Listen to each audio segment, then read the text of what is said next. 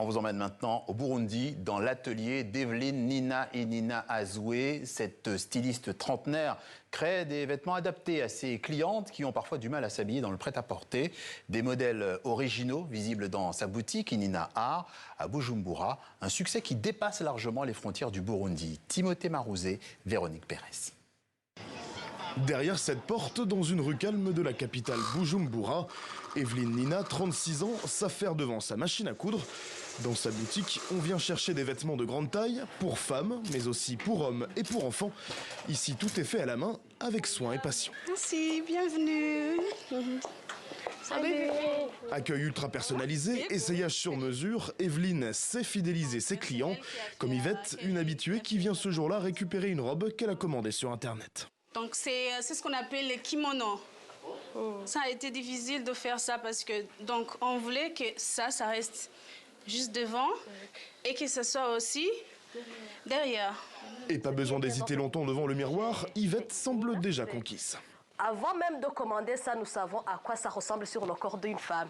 Je ne sais pas comment elle fait, mais tout est prêt à porter. Il y a des modèles qu'elle propose, elle les met avec des chaussures. Tu sais déjà avec quoi tu vas mettre, même les accessoires. Tu peux savoir. Donc c'est ça qui est... C'est vraiment une boutique pour les femmes. La boutique cible des femmes burundaises plantureuses. Objectif, leur redonner confiance en elles grâce à des pièces uniques, très colorées et spécialement taillées pour leur morphologie.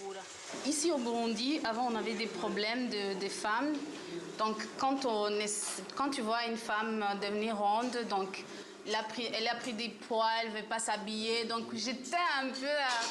Ça me stressait de voir combien de fois les femmes burundaises sont jolies, mais ils s'habillent mal. Donc j'étais plus à venir demander à quelqu'un, essayer de faire comprendre à quelqu'un qu'il doit bien s'habiller.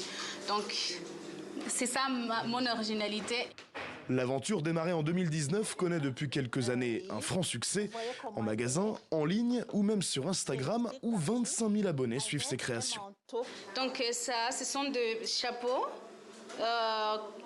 pour la nuit. Et ça, c'est des petites filles. Ça, c'est une robe que tu peux mettre avec quelque chose dessus. Et ça devient un vêtement traditionnel pour le dot, la remise de dot. Des créations qui plaisent au-delà des frontières du Burundi, 70% d'entre elles sont exportées à l'étranger.